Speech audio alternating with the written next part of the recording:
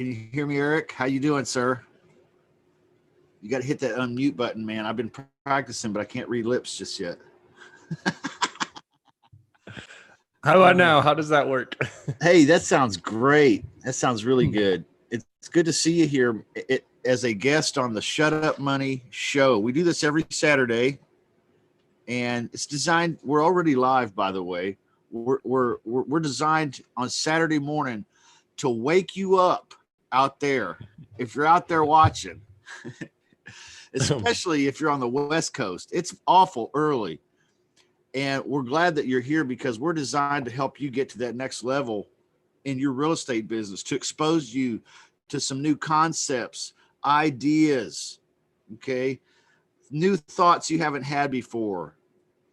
And hopefully that inspiration will move you on to the Shut Up Money. Today, I've got a great guest, and I have to thank Michael Batista again from theautomatedrei.com. He helps connect us with some wonderful people. And today, I don't know if you've heard, but fix and list secrets are about to be exposed. Don't tell anybody. Shh. Shh. If you want to be a part today, jump in at www.zoomjustin.com. You're welcome. This is a public Q&A, so hop right in here in the Zoom room because we have a tremendous guest, Mr. Eric Young. How you doing, sir? I'm doing great. Thank you for having me on, Justin. I appreciate you having me on the show. Yeah, man, it's a real privilege to have you here. You know, you're from the Denver area, is that right? That is right. Yep. You mean nobody's told you that Denver's so hot that you can't make any money in real estate out there? I've heard that plenty. Yeah. I think the only market that is the common knowledge is harder to flip houses in is the Bay Area in California. Yeah, I was just pulling your leg, man. I'm full of shit, just to be honest with you. Okay, so Cool. You just gotta let it slide, man.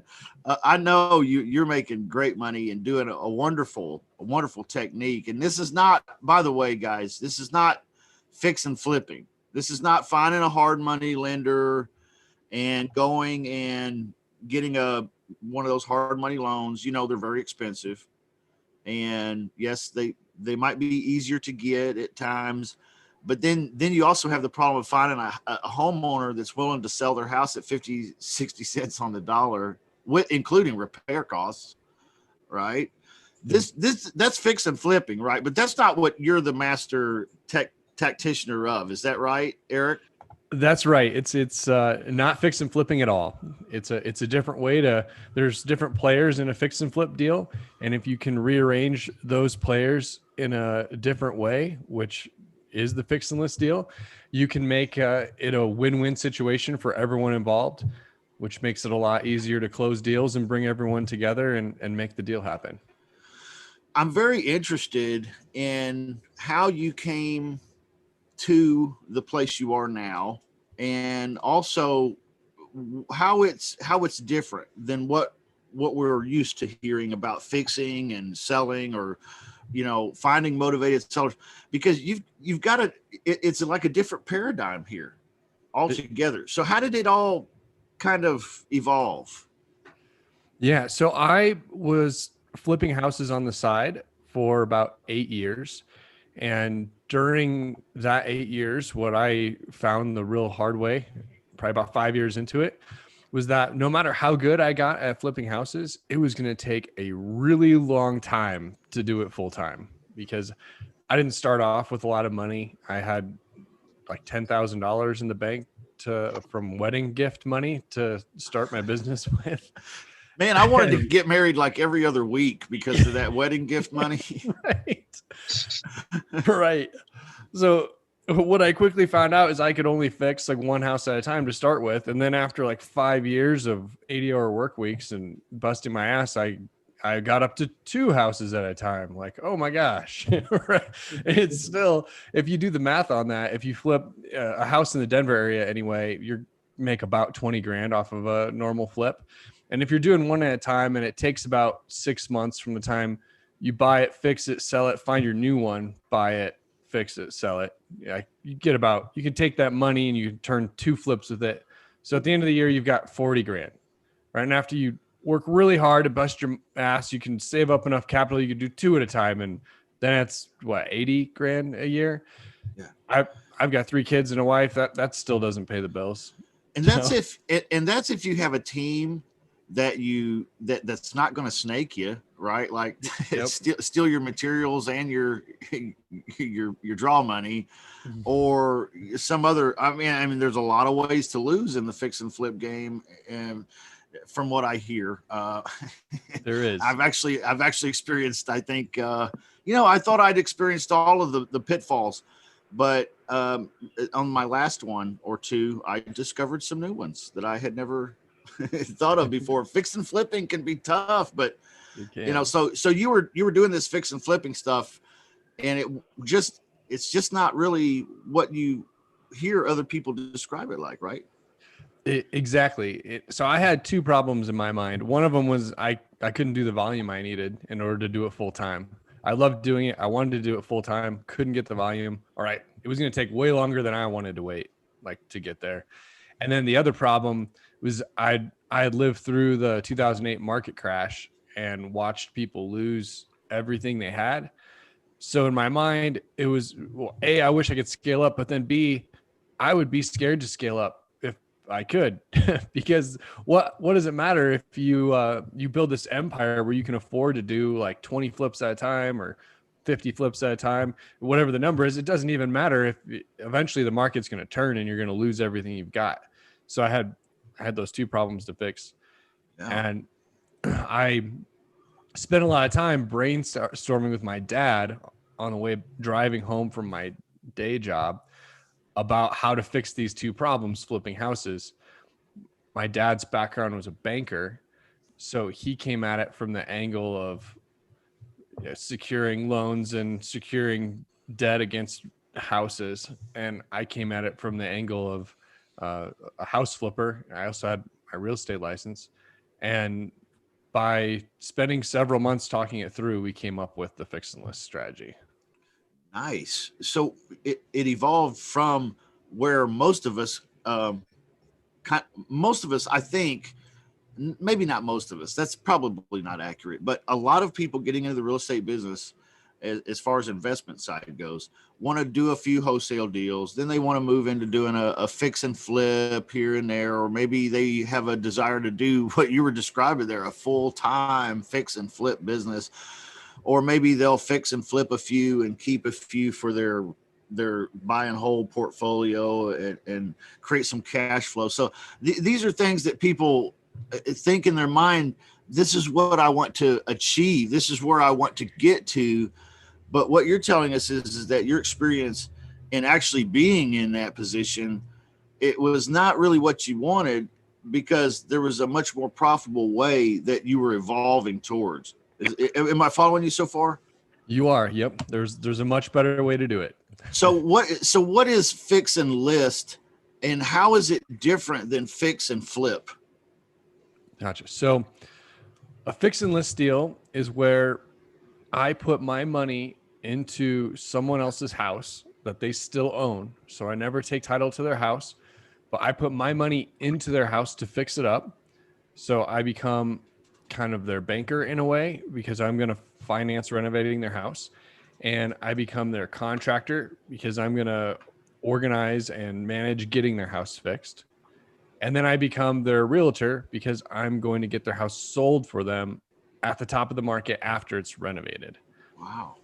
So, interesting. If you think about it, though, it's exactly like what you do with fix and flip, where you get someone else's house, you fix it up, and then you sell it at the top of the market, right? All I've done is changed who owns the property in the middle of the flip, and how the profits are kind of all handled in who owns the risk. Sure. Yeah. This brings up a number of questions in my mind, and I know that folks listening out there on several different platforms. By the way, if you're listening, thank you. I know you probably have questions. Feel free to put them in the chat, or if you're in the Zoom room here, or you want to be, you can join in right here with these credentials. Go ahead. Feel free. Is it okay if folks ask questions, Eric? Is that cool? Yeah, definitely. I just opened the chat too, so I should be able to see them. Okay, awesome. I appreciate that, man. So if you got questions out there about this as we move forward, go ahead and just speak up. You know how we flow here. We're I pretty. have a question. Oh, there it is. I knew there was a question. What's up, Greg? Okay. Hey, good morning. You're putting your money into fixing up a house you do not own. What I'm sure you built in some kind of legal protection. What is that? Right. So that I kind of alluded to earlier is we have three different relationships with the owner, their realtor, their contractor, and their investor. So there's different legal instruments we use for all three of those relationships. And the investor role is the one you just asked about. And so to secure our interest in their property, we file a note and a deed, just like a bank would if they were giving them a second mortgage. But we have no payments and no interest on our note and deed. So what we do is, for instance, let's say for easy numbers, you've got to flip that the actual labor and material is going to cost like $30,000. So on that deal, you might have a note for like $45,000 that you're going to lean against the property with no payments and no interest. So that $15,000 spread is your profit that's built into what they're going to pay you off at closing. And the beautiful part about it is you've just eliminated all of the market risk, because whether that house sells for 500,000, 400,000, 300,000, it doesn't matter. As long as there's enough money to pay off the first mortgage and then pay off you as the second mortgage, what's left is the profit that the homeowner gets, but your profit doesn't shrink with the reduced sales price. Thank you. Yeah. This is pretty mind altering. You know, to be honest, I bet most of us out here listening haven't heard this type of thing before. And so that's why I know there's got to be questions. But one of the questions I have is have you ever had a homeowner change their mind mid-course and not want to sell? Or like, I know you have liens on the property, but has that kind of thing happened before? Yes, out of hundreds of deals, I've had two of them that went south on me, and they both had happy endings. But one of them was a lady who decided that she didn't want to sell her house anymore after we'd already we put our house into the money we put our money into her house, renovated it, got it fixed up to the top of the market. We go to list, and because she's the homeowner, she can decide she doesn't want to sell it for the price we talked about up front. And that's fine with us too. We tell them that's a bad idea. You're probably going to hurt yourself doing that, because there's a 6-month balloon payment due on the note and the deed. That's how we set it up. We feel like 6 months is plenty of time to get the renovation done, get the house on the market, and find a buyer and have them close. The deal could fall apart, find a new buyer, and still get it done in 6 months. So she has a 6-month ticking time bomb on her where she's going to owe money she doesn't have, and I would be able to foreclose on her house if she doesn't sell it in that time period. So when we get it done, we go to put it on the market, and we said we need to list this house at $700,000, and that was our price from day one. It was always supposed to be $700,000. But we get ready to put it on the market, and she says, "Oh no, I think my house is worth $765 because of this other house down the street that was bigger with a better layout and everything." And she goes, "So I'm not going to sell unless we get $765." So we listed $765, and then she won't drop the price. And then she's like, "Oh, I just decided I don't want to sell anymore." So it was headed down that horrible path. And we started the foreclosure process, put the house into pre-foreclosure, and she changed her mind. But in the process of all of this, I also found a buyer at $700,000, and she wouldn't take their offer. And when she changed her mind, she got when attorney letters start showing up at your house and you're getting stuff from the bank, it kind of can change your mind in a hurry. When she changed her mind, and then she even was able to sell the house for what we were supposed to originally sell it for, because we had the buyer ready to go. So you guys pretty much hold all the cards, really. It sounds like, Yeah. basically. So there's a question here in the chat. Do you need a lawyer to set up the paperwork with the homeowner, or can you set up your own note and deed without a lawyer? And tagged onto that, how much would it cost in Colorado to foreclose if they refuse to sell? Now, see, I think, guys, don't get derailed on that, because he just said out of a few hundred deals, like 2 of them he's had this struggle with. So this is not like something, it's not it's not a pandemic, right? Right. And out of the 2 that happened like that, only one of them were their lawyer fees. The other one, which if we got time later and it's relevant, we can get into, but that one was the only one where I hired an attorney to help me start the foreclosure process. And it ended up costing me about $1,500 in attorney fees. And that was, that was it, because we didn't complete the foreclosure. But it's hundreds of dollars, not even thousands, as far as your fee to Colorado.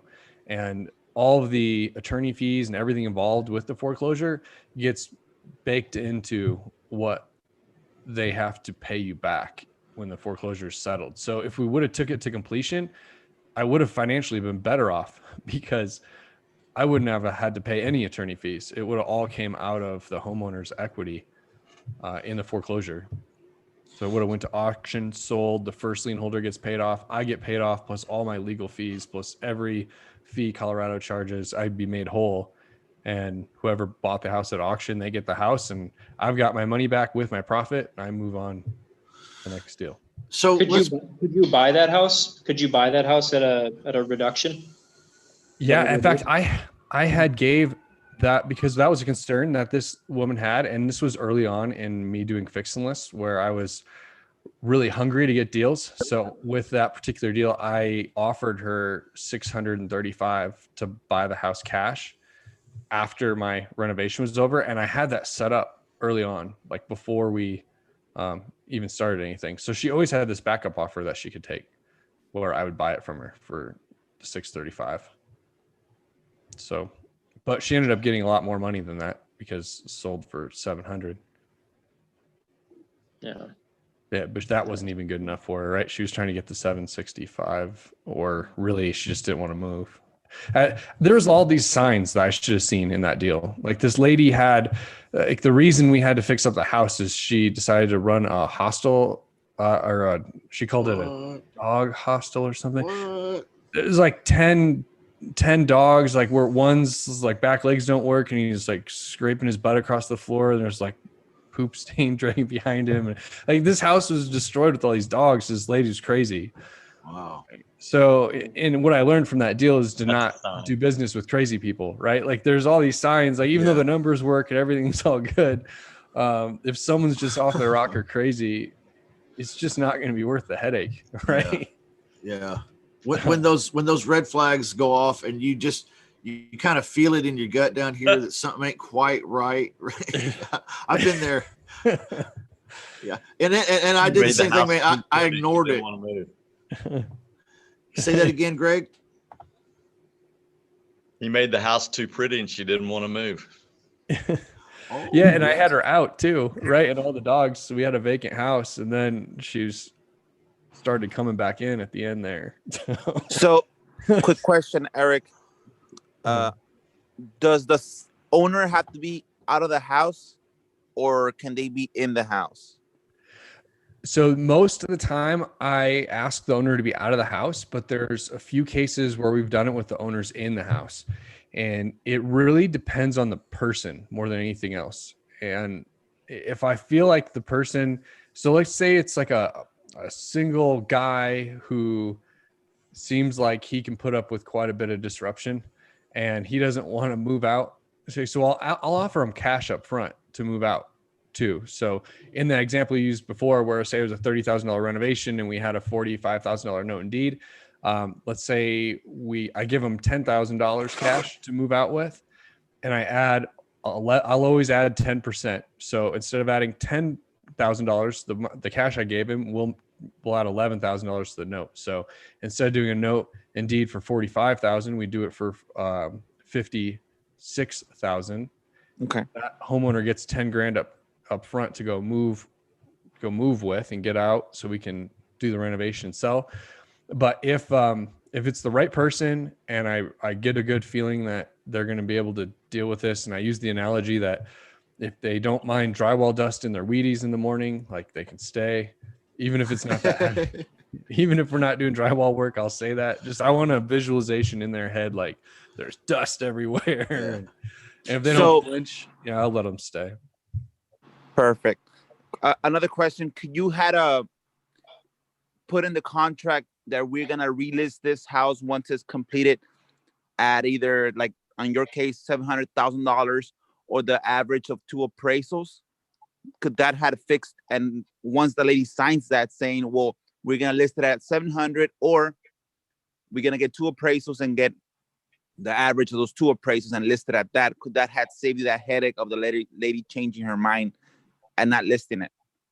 So kind of yes and no, and here's why. So as the lady's realtor, so most of the time in these deals, especially now, early on, I had my realtor's license, so I was the realtor on a few deals, but I quickly learned that that's not what to do, and it's much better to not be the realtor, and it's better to bring in leads and have realtors who work with you go work those leads and close the deal. And so now the realtor only has one relationship with that homeowner, and that's to be their realtor. So let's say she signs this listing agreement. Like, so someone signs a listing agreement, says they'll sell their house for $350,000, right? Well, regardless of the signed listing agreement, when you go to list it, if that person now says they want to sell the house for $370,000, as their agent, you are obligated to work in their behalf and raise the price to the price that they want to have. So even if you have some clause in there that says we're going to list at the average of 2 appraisals, that would help you if you did get into some sort of litigation situation where the realtor and the homeowner were at odds, and if it got to that point. But really, they hold the cards anyway. The board of realtors is there to protect the homeowner and not you. And you really need to just do whatever the realtor needs to list at whatever price they want. Right? If they change their mind, they just change their mind. So the way you protect yourself from that is you have a note and deed, a separate entity, like the entity that brought the leads in, the entity that did the renovation, the entity that did everything except for was the realtor, has the note and deed against the property. And that entity doesn't care what your listing agreement is and what you put it for sale as, right? Because in the end, there's still a note and deed securing the amount, and there's still a ticking time bomb coming because it has a 6-month note on it. And I think you use the time and your ability to foreclose as the hammer to get them to lower the price. You don't try to change the fiduciary responsibility between the broker and the seller by doing the appraisal deal. Good question. Thanks, Good Eric. question. Yeah. Yeah. Great question. Let's I back have a it up. question. Oh, go ahead, man. Go ahead, David. So I put in the chat, how does this work if you're not a realtor? But you obviously answered that and said that it's better if you're not a realtor.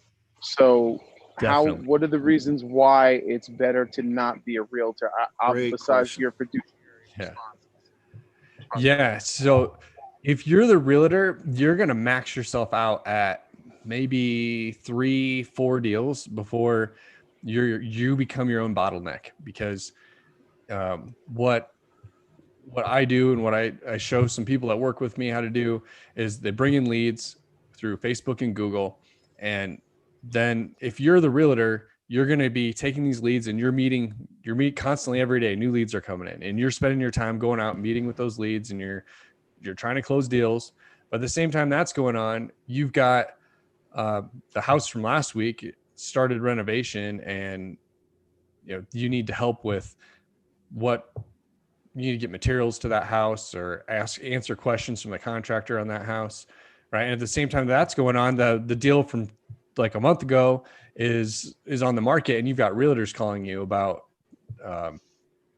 did you get my offer? And do you have multiple offers? And you end up playing so many roles at one time, trying to be a salesman, trying to bring in leads, trying to sell houses. It's too much to be effective with. So if you what I did was I stepped back and I looked at where's my time going, and like 80% of my time was being a realtor, and most of my money was not coming from being a realtor. So what I started doing, I built a team around me. And so now I've got 5 realtors. I bring in leads. I give them to the realtors. The realtors go to the house. The realtors close the deal.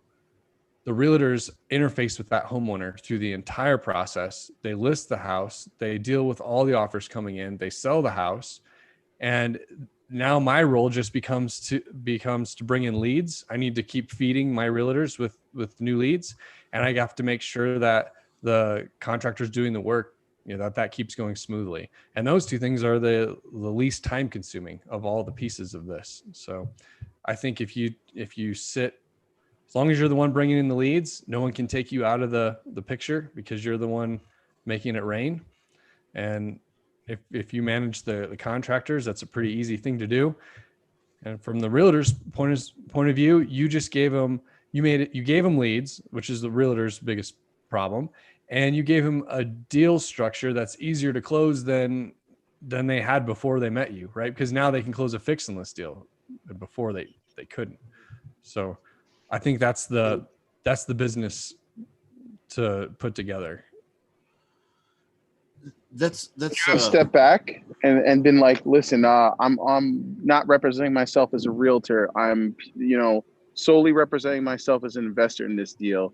And then like you're saying, like there's too many leads and everything, and you kind of held up if you want to be the realtor. Could you have done that? Could you repeat that? Because I'm not quite grasping the question. So because like there's a fiduciary responsibility with your client, you can only, I guess, like there's something where you have to basically work on their behalf. So you were saying before that the lady wanted 765, and I guess you had at 700. And were you doing that as a realtor, or were you doing that as just the investor? So on that deal, that was early on, and I was the realtor and I was the investor. And so I had an LLC that I was the single member owner of that had the lien on the property. And then I was her realtor and had a fiduciary responsibility to her. So I had to listen on every time I talked to her and email her. I had to run in her best interest through the whole thing. And I had to turn to my attorneys to write the letters and exercise my ability to foreclose. So it's a slippery slope when you start being both and the deal starts to fall apart. My attorneys are the ones that did the contract in Colorado. Like they're used to working with realtors and understand the dynamics of that and the risk I was taking on. And they thought I would be fine if it came all the way through to foreclosure and she lawyered up and we had a big problem. But they said also it would be a much better situation if I wasn't the real estate agent. And then they even said if I really wanted to just be ironclad, I should let my 6 month, or at that point I had extended my listing agreement, which was a mistake before I talked to my attorneys too, because we had a 6 month listing agreement.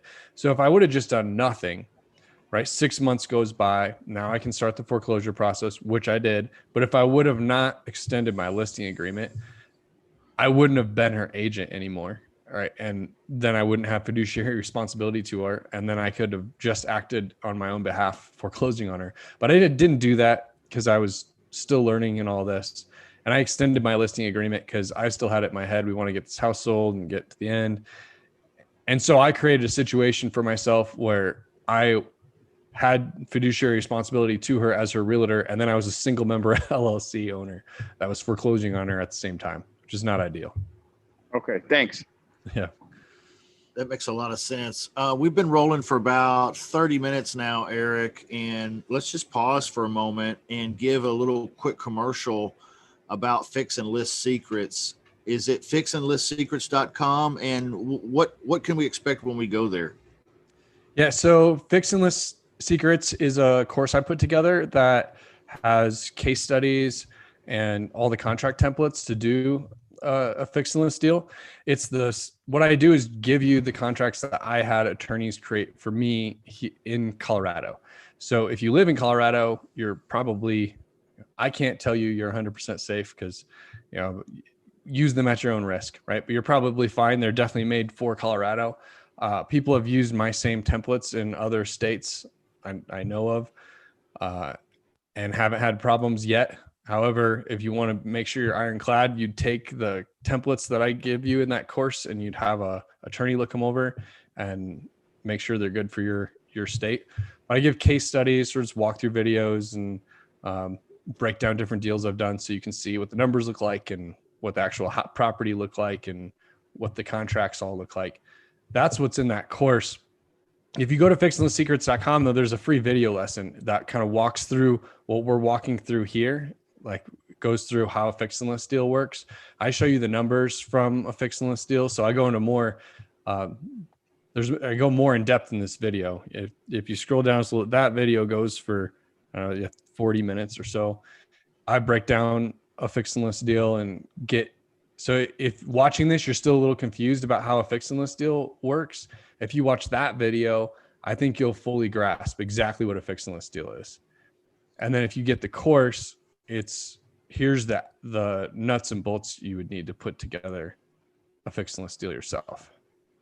This looks like incredible information, Eric. I know this right here has my mouth watering. Endless supply of real estate deals. That seems to be, if there's one complaint in the real estate investor community, it's I don't have enough deals, right? I mean, yeah. So this solves that issue for us. Is that correct? That is correct. So if you were to go back to way back when I was trying to figure out how do I do more deals at a time and how do I get rid of my market risk? Well, one way to do that is wholesaling.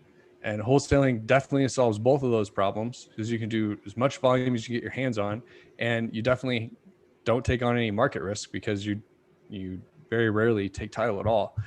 Your new problem that you have, if you decide that you're going to make your money wholesaling, is it's hard to find deals because you have to convince people to sell their house at a huge discount, right? So that problem goes away when you start offering this. Like when you start, what I do is I advertise the same way that other wholesalers advertise, and the same way as like the We Buy Houses people and the Open Door people, right? So the people that I'm bringing in as leads, they want to sell their house because it's trashed, or they're in a hurry, or they're in some sort of situation where they can't get the equity out of their house and they need to get it fast, right? Just like all other wholesalers and investors do. But when we show up and offer the fix and list deal, we're oftentimes offering them $30,000, $40,000, $50,000 more than anyone else they're talking to. So closing the deal becomes really easy, right? When you can show up and you just have a better offer than all your competition, It's not very hard to close the deals. It's a no-brainer at that point for the homeowner. It is. Yeah. It's great. And I mean, we're all about leads here. I mean, that's what I specialize in at the Automated REI. And we talk about that a lot on this podcast. And this is pretty doggone inexpensive too, guys. Sorry, Michael, but you can't beat that price right there. It's fixandlistsecrets.com. I'm sorry. Go ahead, Michael. I'll apologize. No, I was just saying, I mean, without leads, we don't have anything. And Eric, can you share a little bit about that? I mean, you said you were doing wholesaling, right? Or you talked about doing wholesaling, talked about fix and flip. This is kind of another tool that we can use to close deals, but how has that helped your conversion rate? And I mean, that's always one thing that we want to look at. And it's industry average. It's like 1 in 100, 1 in 50, leads to actual deals. What has that done for you just on a conversion level? Yeah. So when I was going on all the appointments myself, so when it was me super hungry to close the deals, I'm the one paying for the advertising, I need to get my money back, I was closing 1 in 4 leads when it was just me. As soon as I brought on agents to scale up, it changed to 1 in 10. But I purposely went after people that had like no experience. I wanted like my brother-in-law, whose background was selling cell phones and had never even bought a house before, so no real estate knowledge whatsoever. giving leads to him, it was still 1 in 10 that he can close. So that's, I thought. So in other words, That's huge.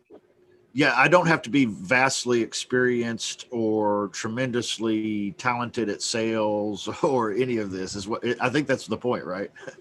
That's the point. Yeah, it's a simple spreadsheet that they fill out, and it spits the numbers out, and the numbers close the deals because it's a lot more money than a lot of these people are going to get any other way. So somebody was asking the question earlier about contracts and do you need a lawyer to get all this set up? But this all comes in the course, right? I mean, so with the disclaimer that, you know, you're not an attorney and people ought to have it checked out for their purposes and so on and so forth. But you give everybody the base stuff to get started with. Right. So I give them all the contracts that I use, all the templates that I use every day, and then they can see them filled out on some different deals because there's some case studies too. So I was going to ask the you, disclaimer, man, use at your own risk, right? Because yeah, maybe in your state there's something a nuance I don't know.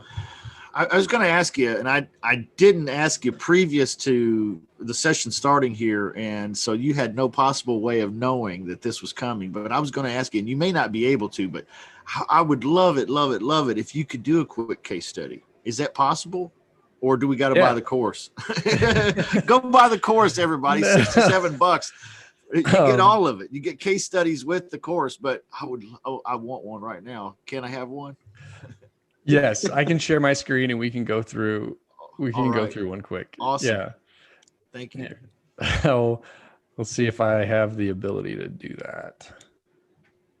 And after you talk about that, one thing I want to just kind of bring up, obviously you guys can get these deals under contract the same way and sell that contract to an investor who doesn't necessarily have to put up hundreds of thousands of dollars for a property. And I don't think we talked quite yet exactly how the structure works, money wise. So maybe we can talk about that as well. Yeah, here, I guess, let's go through this case study first and then circle back to what you just asked about, since I've already can everyone see my screen right now? Yeah. Yep. Yeah, okay. I can. Thank you. Yeah, let me I know I did a case study here not that long ago of a deal. Let's go. Pierce Street. Where can we connect with you on social media too while you're scrolling? Can you share that with us? Yeah, are you on Facebook, Instagram? Where are you, Eric? Yeah, so I am on Facebook at facebook.com. I think it's Fix and List Deals is the group that I run. Okay. Maybe it was Fix and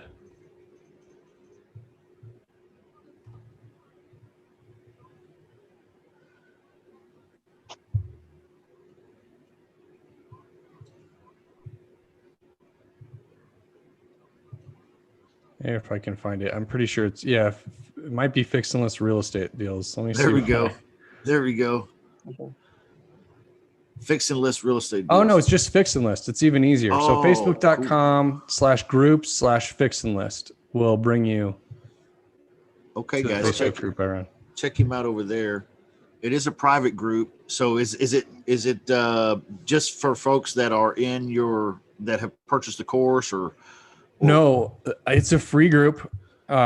It's private, so I can try to weed out the Bitcoin and all the. Yeah, I hate that. I got to block people all the time off our group for that crap. Forex trading now is a big problem.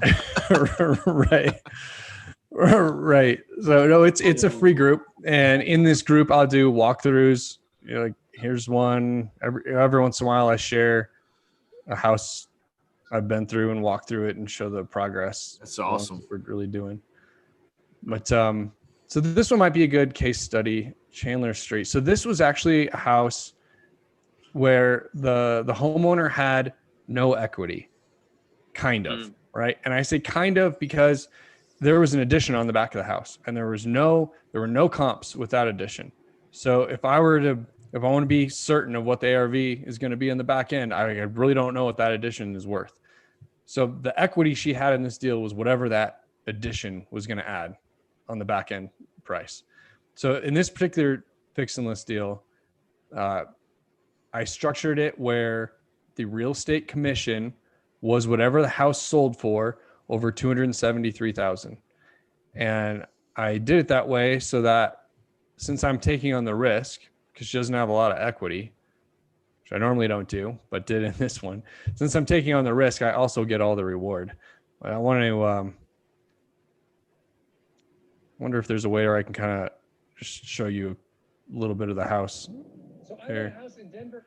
Sure if I can get to the front.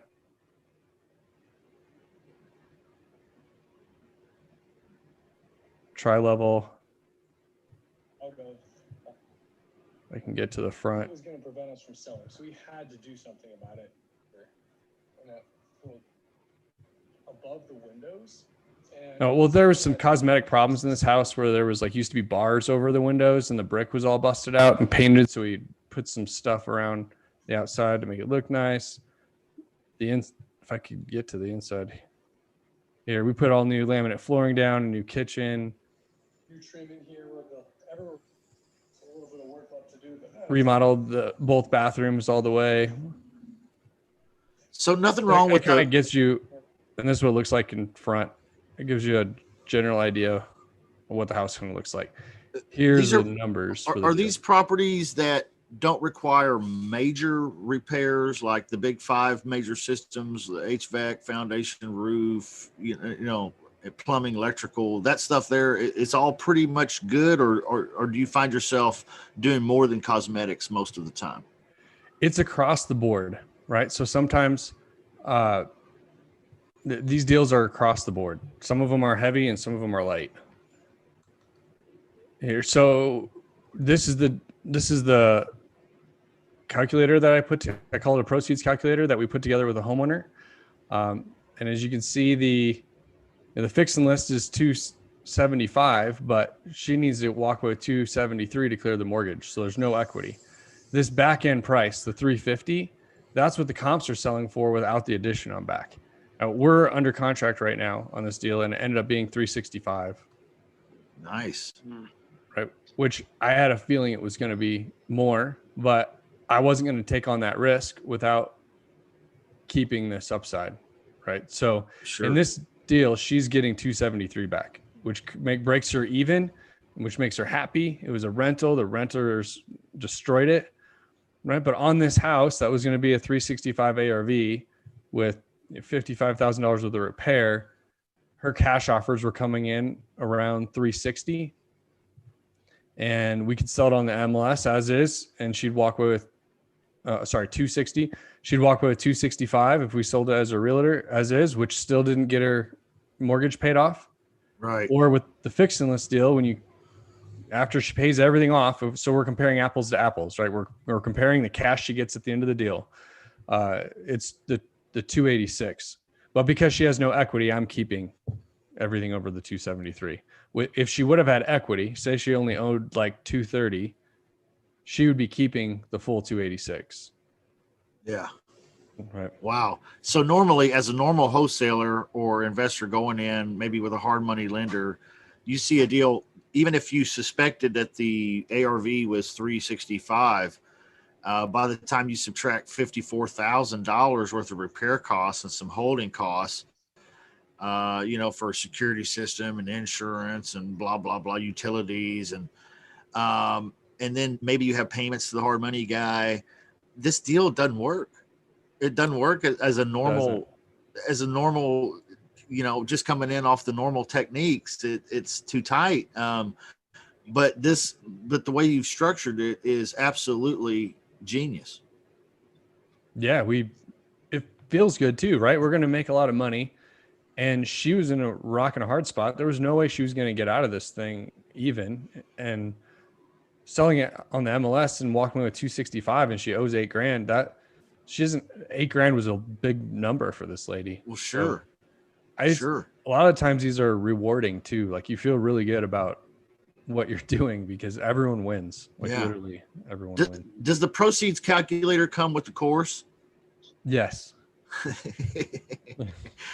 Great. The That tool right there alone is at least $100. Yeah, that's worth every bit of the money you got to pay to get the whole kit kat and caboodle. Real quick to make that deal happen, there was just these 4 documents in the listing agreement that get signed. So it's Wow. not real heavy. I mean, you got 5 total documents, a listing agreement, and then these 4. Wow. Stupid simple, really. If you think about it, it's like, why didn't I think of that? Dang it. Well, it doesn't matter. You can still do them now moving forward. So Exactly. Yeah. So fixandlistsecrets.com, guys. www.fixandlistsecrets, plural.com. Okay. Well, I'm sorry, Michael. What were you going to say? Yeah. I was going to say, so can you break down, maybe just break down a deal for us, cash, and then the list offer. I mean, obviously we see numbers here on the screen. How do you come up with this? Is there a formula? Just kind of give us a little bit of an idea. And then if you can just kind of mention, hey, I don't have to put in these hundreds of thousands of dollars. I just bring the rehab funds. I mean, just maybe walk us through that. Yeah. So this is designed to estimate what the renovation is going to cost for somebody without construction background, so they can go through and just how many bathrooms. Wow. Is it light, full? Is it like a 5-piece bathroom? Like, oh yeah, it has a 5-piece bathroom. I'm glad you said that because I don't have any construction background. I like if it doesn't get fixed with duct tape or a hammer, okay, it's broken. So the realtor just gets to go through this spreadsheet and just put it in, like how many doors, does it need new door hardware? Yep. The outlets and switches look all old and nasty, so I need that. We got 4 rooms we need to put new trim and baseboards in. There's 10 windows, right? So they just go through and fill this thing out from top to bottom, and that will spit out these 3 offers that the realtor gives the homeowner. So we try to take as much of the complexity out of it as possible, because these realtors, they're not real estate investors. It's just different, right? You need to make it as simple as possible. And also it's hard to juggle. As I know, as I've been you're trying to get to know this homeowner, build rapport with this homeowner. You can't sit there and nerd out on this spreadsheet and try to figure out all the dollars to the penny, right? So these kind of estimate things high. They just go down, fill it out, and spits these 3 numbers out, and then they present, hey, we'll buy your house from you with cash for, in this case, let me undo all these. Well, it's fine. I know you said cash, be $250. I'm sorry, man. I know you said don't nerd out on the spreadsheet here, but door hardware, door hardware 1, quantity 1 costs $1,500. Update electric outlets and switches. I believe it said 1, and it was $1,300. Is that per house? Is that, or like, because those plate switches are like 98 cents, the covers and stuff like 98 cents. And so it's not per room. I'm just asking for clarity. Per house. I'm sorry. Yeah. So I wanted to back it out so I didn't screw up my spreadsheet. Yeah, this outlets and switches $1,300 per house. If we were to go through on an average house, it's about $1,300 to update the outlets. Okay, I see. So when the homeowner says, "Wow, this is crazy. I mean, I can buy that for $1 down at Lowe's." You're like, yeah, but this is the switches and the covers for the whole house, and somebody that comes in and knows how to do it without killing themselves. Yeah, and driving to Lowe's and getting them and putting them in the bag and bring them. Which by the way, and changing the outlets, the switches and the covers is a huge pain in the butt. Nobody likes it. It's not fun. Mm-hmm. Right. You got to pay people to do that. Exactly. Yeah, and door hardware is just like hinges and lock sets and stuff. So this is completely built. Like you said, you don't even need to have any kind of construction experience. like how I learned is one day I said, God dang, you know, I want to know what everything costs. So I took a freaking notebook. I went to Lowe's one day and I sat there. Well, not sat, but I stood there the entire day and just started writing down what a toilet costs, what a sink costs. You don't have to do any of that. This takes care of it for you. Right. Yeah. And instead it's, well, if you're doing a full bathroom remodel, it's $7,000. That's the number in your head. And that's going to be right most of the time. Most of these numbers are a little heavy on purpose so that they don't get underestimated. But yeah, who cares what the toilet costs if you know you're going to remodel the bathroom and it's 7,000. Right. Right. Plus this figures in labor. This isn't just material costs. It's all of it. It's labor and labor, material, the whole thing. And you're a contractor too. So I mean, I am coming from a contractor's mindset, they have to figure in profit and employees and all these different things. So, I mean, a lot of times, if you're not a contractor, if you're just an investor, think, oh, I can use handyman, I can do this, I can do that, maybe save money here and there. But you don't want to be tied up in doing any of that. You just want to, well, basically you could just fill this out, give it to your contractor, and you know, sometimes that's good enough. They won't even worry about it. They'll just look it over, make sure the numbers look right. Or a lender, right? Or lender. Yep. Everything is very, very well thought out.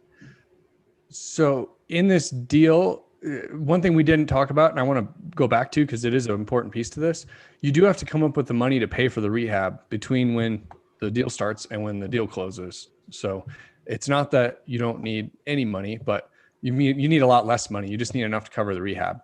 And because you're only looking for, on a typical deal, anywhere from like 15 grand up to 50 grand, you can get different kinds of funding than realtors or than investors are used to getting. Instead of going and paying 2 points and 10% interest to a hard money lender, you only have to get your hands on about 50 grand. If your credit's all right, you can go to lightstream.com. There's several other lenders out there that do this, but you can get an unsecured line of credit and pay like 5% interest.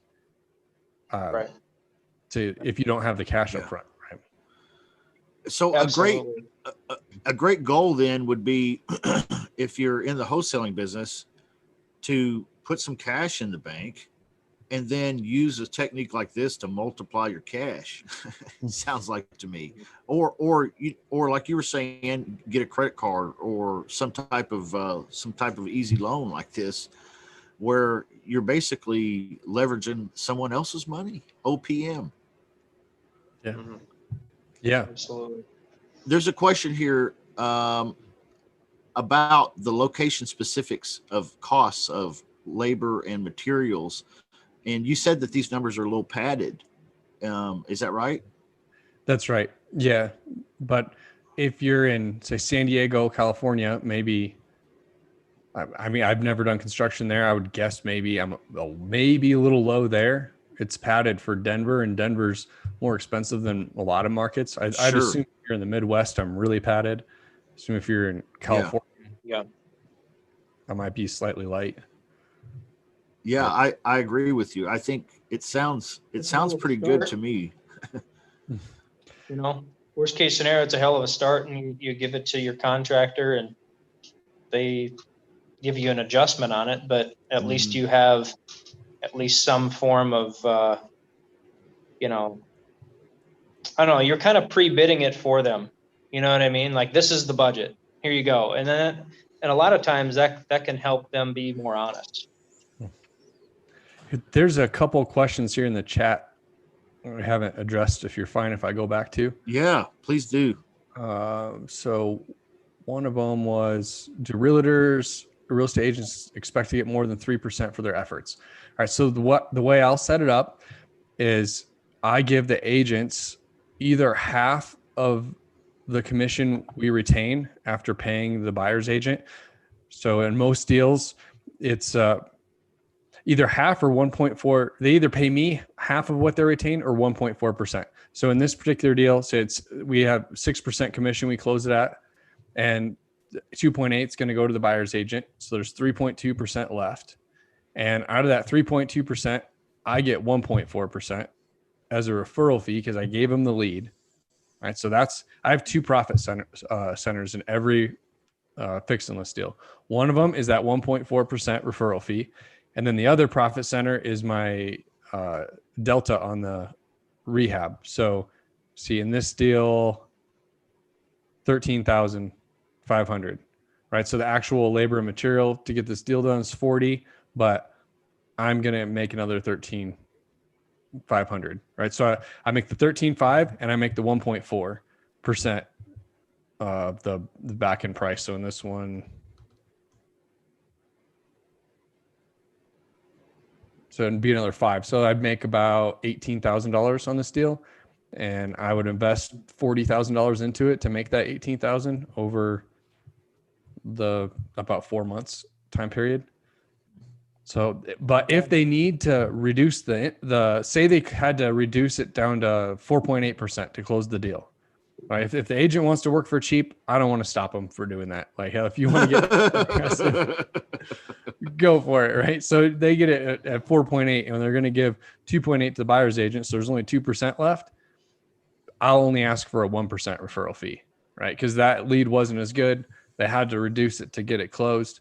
I don't want to stand in the way and ask for 1.4, and now we have no deal. So I either ask for 1.4 or half of what's left after we pay the buyer's agent. So that's that piece. We talked about the hard money. I'll type in quick. Lightstream.com is the one I used where I was getting started. I think you'll quickly find out you'll not need loans before long. Like I never need loans for fix and list deals anymore because you build up capital from doing the fix and list deals. And build it up a lot faster. And so you're recommending www.light, like LIGHT stream, lightstream.com. There's a lot of others out there, and I don't even know if this is the best one.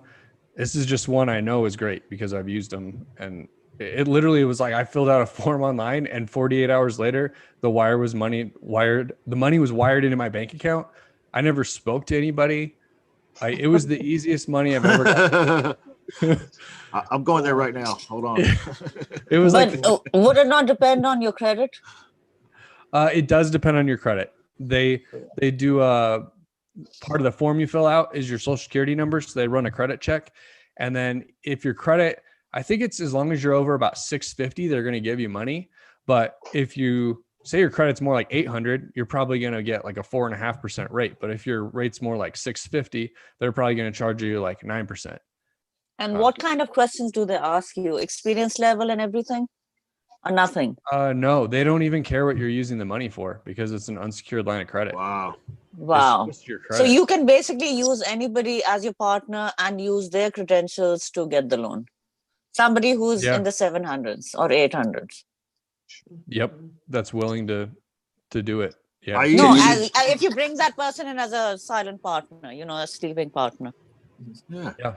Exactly. Aisha just made a fact right there. That was. And there's your answer. There's your gold nugget right there from Aisha. Can you do it out of your LLC? That I don't know. Probably not. So their target market is like auto loans or paying off credit card debt, that kind of thing. They're after consumers. So I don't know, to be honest, but probably not. Yeah. It's more catered towards like personal loans. It's not like a business loan per se. Yeah. Okay. Interesting. That works. Eric, have you ever gotten too many deals and you've had to? I mean, could you, in theory, wholesale these deals out? If I structured it this way, like, hey, I don't have to pay cash. I got to do, I only have to bring the rehab funds. Have you ever heard of anyone, or have you ever wholesaled a deal like this? Could you do it? I've never have wholesaled a deal like this, but I've never tried to wholesale a deal like this. And I know I want to hear about your thoughts about this for sure. You had sent me a message about this a while ago. I went Yeah. a different direction with it, which I'll circle back to after you're done talking. But yeah, I'd love to hear your idea with that. So one of the things, just, and this is kind of like an adaptation to what Eric has come up with here, and what I have kind of figured out is you can go to wholesalers, right? And obviously their plan A is to find a cash buyer within 1 to 3 days. And we've talked about this on multiple shows here, that, hey, co-wholesaling, it's a great opportunity, but you could also go to these wholesalers and say, look, what if one of the things that I like to say is that I know I'm not a plan A, I'm really a plan B, but here's kind of how it works. I'll pay you a portion of your wholesale fee at closing. So like, let's say they're going to make $10,000, right?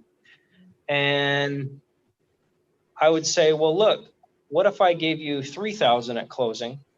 We create a note for the other 7, and we do a short term, quote unquote, short term fix and flip. It'd be more like the burr strategy. We talk about the burr strategy here. And I don't know, Eric, are you familiar with that? Yep, Okay. definitely. Okay. Yep. So the burr strategy, we basically get in the property. We only have to, and my target is light rehabs and medium. If it's a heavier rehab, I probably wouldn't go after that, but that's just my own comfort level. But I would take a light rehab deal, something I can get in and out of within a couple weeks, paint and flooring. Maybe it needs an HVAC unit repair, but something I know a competent contractor or someone that it's a really, really good handyman can get in there and get it done. Not a big deal.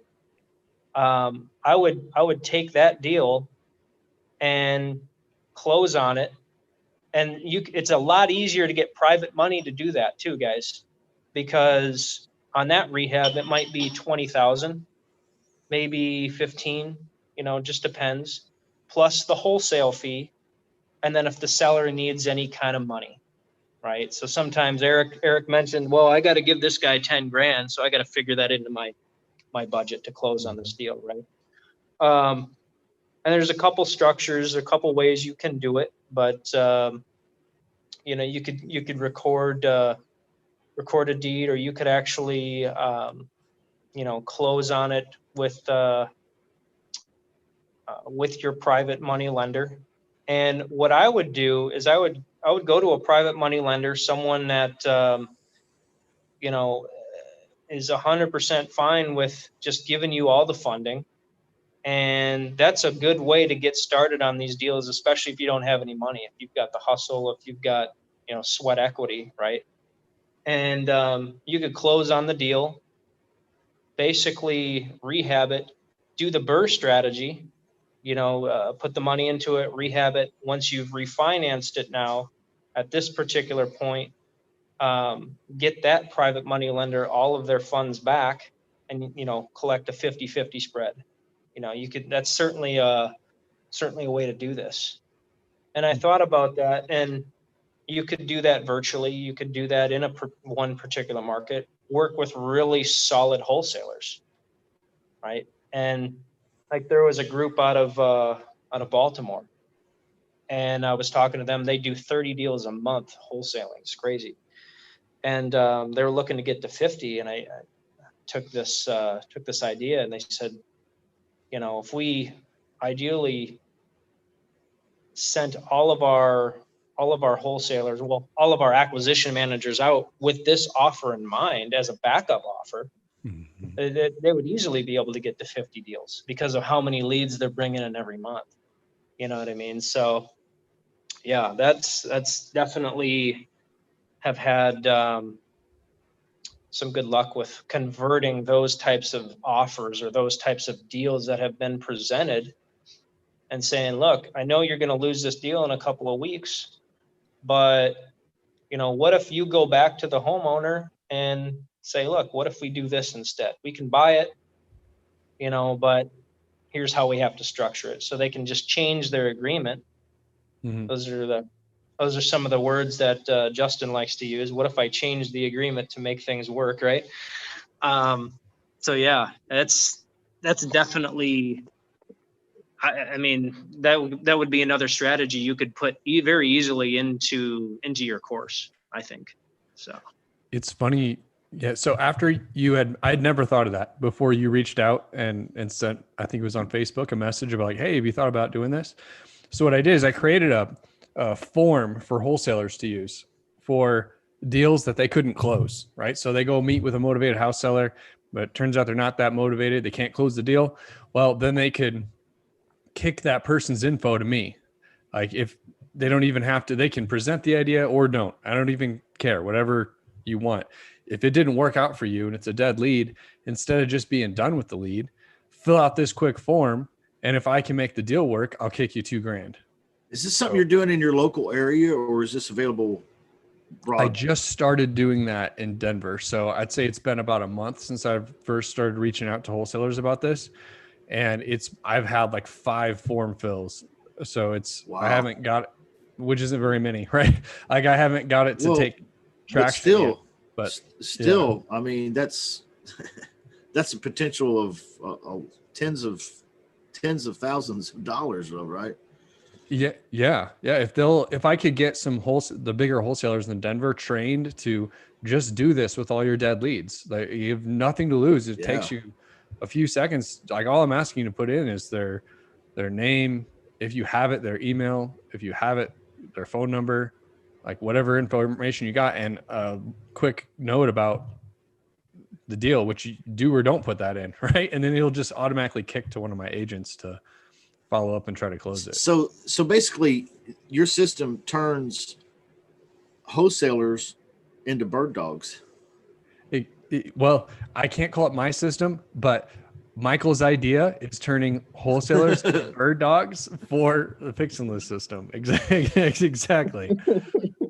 Yeah. And I mean, I wrote out a script and I've got all this different stuff, in some notebooks and stuff like that. But it was kind of an interesting, thing, taking Eric's idea, going to the wholesalers, saying, look, obviously plan A is to get that cash buyer within a few days. I'm not plan A, I'm plan B. Here's how I work. And just kind of give them that idea. I saw your deal. Is that something that you would be open to? And because it can be a little bit of a challenge because you've got to convert, the wholesaler. But once they understand, well, I'm going to lose this deal. I'm not going to make any money, but maybe I can make $3,000 up front, and then I can make another 7 or whatever their fee is in maybe 30, 45, 60 days, right? I would ideally try and set it up for a 90-day period. But again, that's kind of going in with a BRRRR strategy in mind. Now, if you're planning on fixing and flipping it, then you'd probably want to do what Eric says is, 6 months, right? But if you use local community banks, credit unions, those types of lenders, as long as you go after those types of lenders, you can get no seasoning. That does exist, right? And if it doesn't exist, let's say it's a real small community, I wouldn't recommend that per se, but just say, for example, it was, and none of the local banks are willing to do it. You can go to the regional banks, statewide. Sometimes there's some regional banks that will do that as well, but it's less likely. It's more those community lenders, right?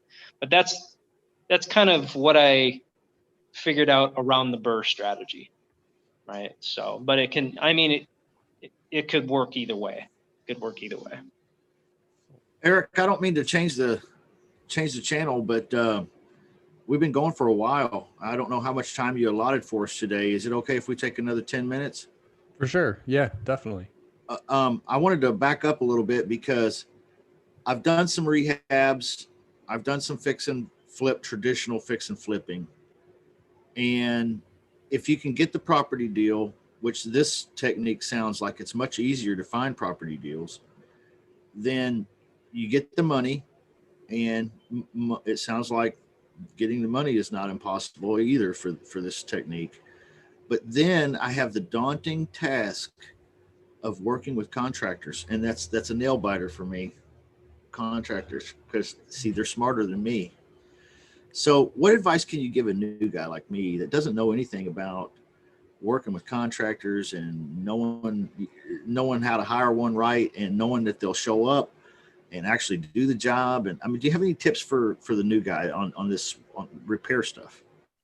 Yeah, I think there's two major keys to having success with contractors. And the first one's is simple. You've got to find the right contractor. And the best way to find, if you don't have the right guy, it doesn't matter what you do. Like, there's nothing you can do to manage the wrong guy and have a good outcome, right? So to find the right guy, I think a great place is to network on Bigger Pockets or go to local real estate meetup groups, because you're not looking for a retail contractor, right? You're not looking for the guy that's used to working with homeowners that are picky and change their mind with paint colors, and they want a different floor now, and they just eat up the contractor's time, right? That's what most contractors are used to. And so they have to charge a lot of money to all the wasted time dealing with retail sellers. So if you remodel a kitchen, there's like the retail price, maybe 25 grand. And then there's the investor price is more like 10 grand. And the $15,000 spread is all of the headache and banging your head against the wall from the smart guy at the top, whose time is the most valuable, who's putting together these deals, right? Like, that's the big premium you're paying. So if you find the contractors that other investors are using, which a place like Bigger Pockets or a local real estate meetup group, like, you just need the name of one or two guys that are doing it. Like, that's the first key. The second key is to understand how the contractors think.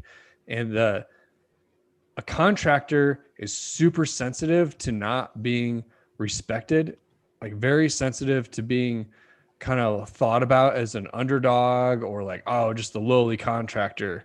They're divas? Is that what you mean? They're kind of divas? I don't know if that's even fair, because most of the time they aren't treated very good, right? Like, it's kind of a founded perception, I think, from a lot of these. Like, it comes from being treated bad by a lot of people over and over and over and over and over time, right? So there's a bit of a, like, if they get an owner that actually understands that their craft is a respectable skill, like, not anybody can lay tile. Like, I don't know if you ever listen to the Rich Dad radio show. They always have that stupid commercial about how, well, anyone can lay tile on nights and weekends, but if you want to form an LLC, you need to hire us or whatever. It's like, well, anyone actually could form an LLC, but actually laying tile right is a craft, and it's It's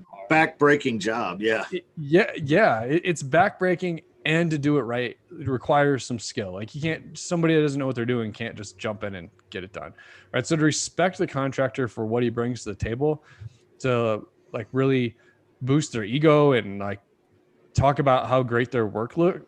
The cheapest way for you to save money is to boost that guy up, because that is what they are looking for. Like 9 out of 10 of these guys, it's just over and over and over. The personality types of these contractors are pretty similar. So you want to definitely acknowledge good work, talk about it a lot, maybe even give them a bonus here and there. Never try to nickel and dime them, because as soon as you try to nickel and dime them, you are going to lose, like, because there's going to be more change orders. In the end, they hold the cards for the money anyway. Just realize that and be generous with them. And in the end, you'll save money. It'll be a lot cheaper for you. So I think just give them a lot of respect. One thing too, I just want to add to that is, what's the difference between going to a contractor and going to, let's say, an investor, right? And saying, hey, what if we partner up on this deal? And, obviously that contractor has to be somewhat liquid. They have to have money. You're not going to be able to do this with the guy that lives job to job, but that is certainly an option. Now, it might not be an option on the first deal you do. You know, maybe because it's obviously a relationship business. You know, you want to get a deal done, maybe 2 deals done before you start doing that. But that doesn't necessarily mean, you know, the contractor isn't willing to meet you, you know, some way. Maybe you put in some money and the contractor puts in most of it. You know, in the second deal, maybe the contractor takes a little more risk. And then the third deal, the contractor's like, okay, you're just going to keep bringing me deals. I'll put in all the money. We do it, you know, for whatever profit split is fair, whether it's a 40-60 or 50-50 or whatever. That's certainly an option, you know, and eventually you won't have to do that, but it's certainly a good way to get, you know, get your foot in the door. It is. Yeah. Partnering up with an experienced contractor. Is that what you're talking about, Michael? Yeah, absolutely. Well, I think you talk about turning the investor into the contractor, right? Because if you just somebody who's an investor that has a contractor team, they've got the money and the means to get the work done. That's ideal too. That's definitely ideal, especially if you bring them the lead and, you know, you do all that marketing stuff.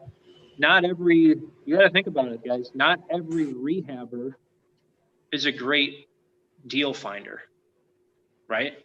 Right. Most of them aren't. Now I know Eric kind of does both. He does all the marketing and stuff like that as well, and that's kind of one of his main roles. But I know, Eric, you said you were a contractor first, weren't you? Yeah, my day job was a superintendent for Pinkard Construction. So I did big commercial rehabs, like $10 million, $20 million commercial projects. Gotcha.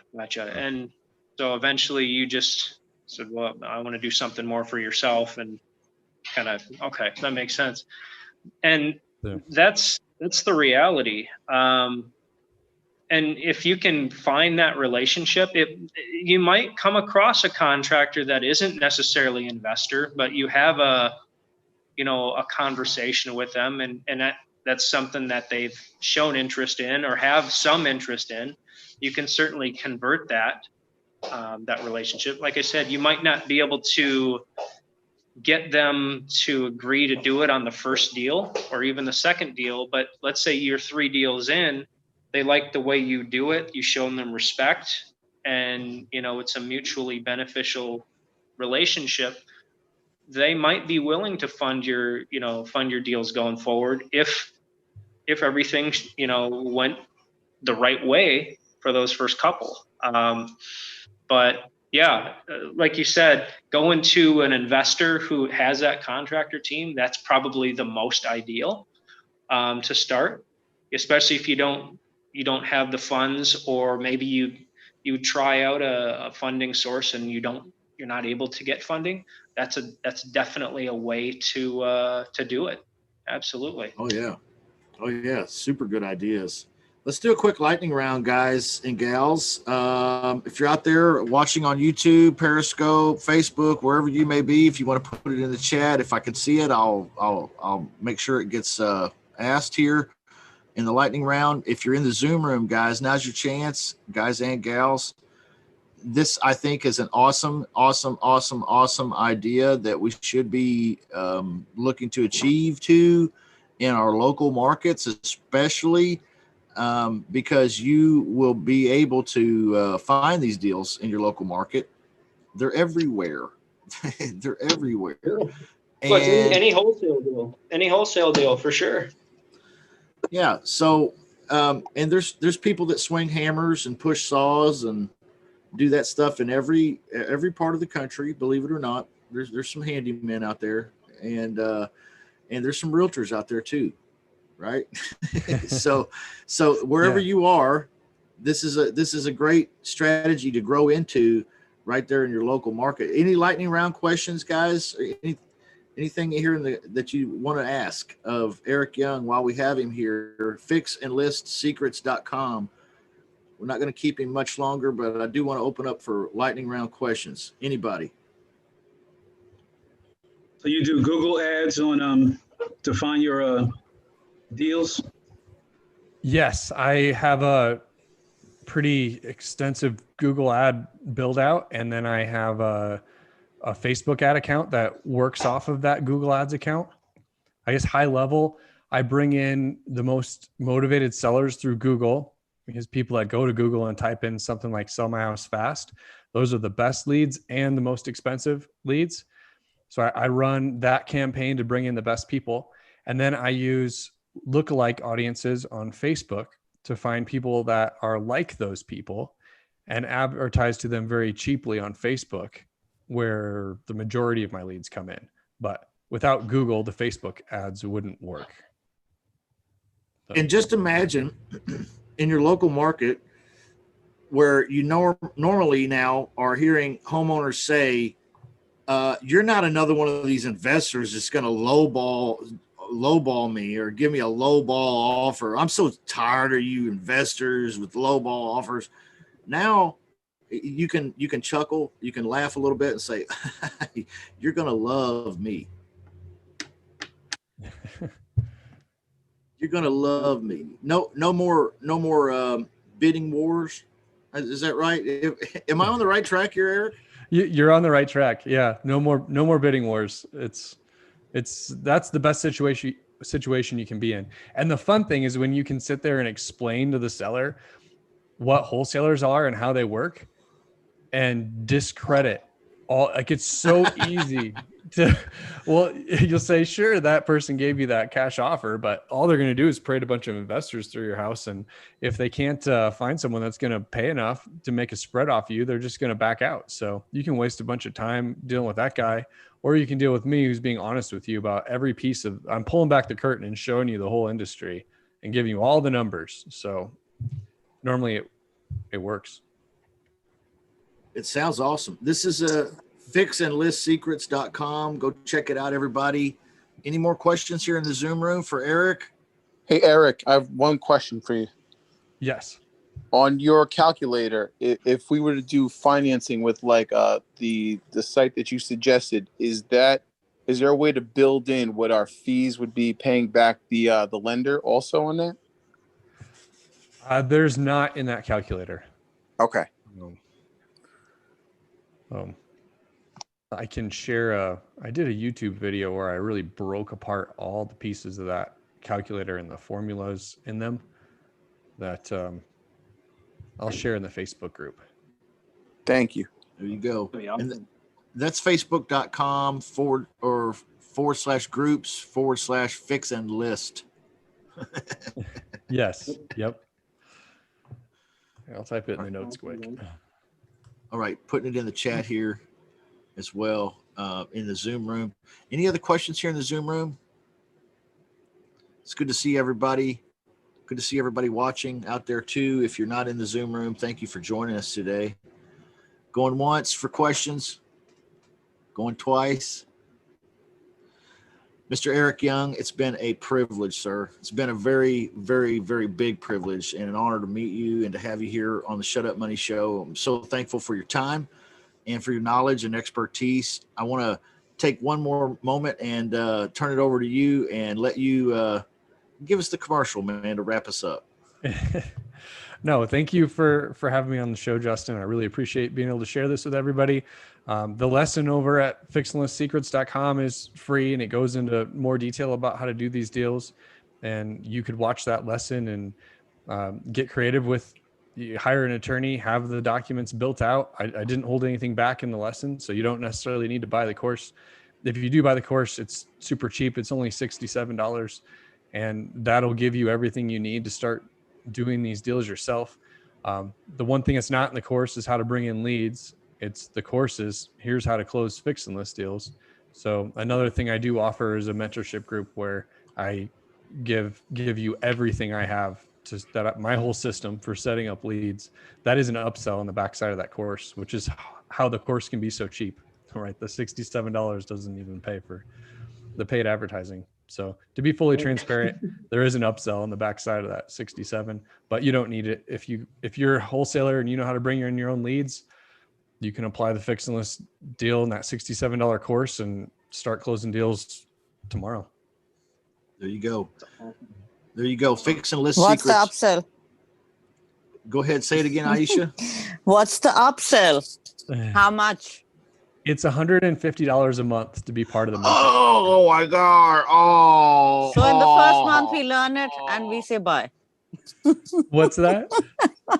I said in the first month we learn it and we say bye. Yeah, exactly. You could learn it in the first month and say goodbye. There's be nothing stopping you. But people don't normally leave, and I think it's because I hop on weekly calls and we go over their deals, and they find value in staying in it. Even like we are stuck to Justin. Yeah. Oh yeah. Yeah. You know, it's interesting how people of like minds, and have you noticed that the people that are guests on the Shut Up Money show are some of the most authentic, genuine people, and their products are very simple and affordable, and just like the Real Estate Wholesalers Club. And I think that's the way of the world right now. I mean, people want that, and people want to give that. And Eric, you're good people, man. We are sick of all the gurus. Me too. There's a lot of people that I feel like charge $10,000 plus and provide not even a fraction of what a lot of the rest of us provide. Yeah, absolutely. But I also go to bed. So much, man. Yeah, so I was going to say, I go to bed at night and I sleep, and I don't have a lot of people wanting refunds and returns and putting bad reviews and all this, you know, and I bet you have the same experience, Eric.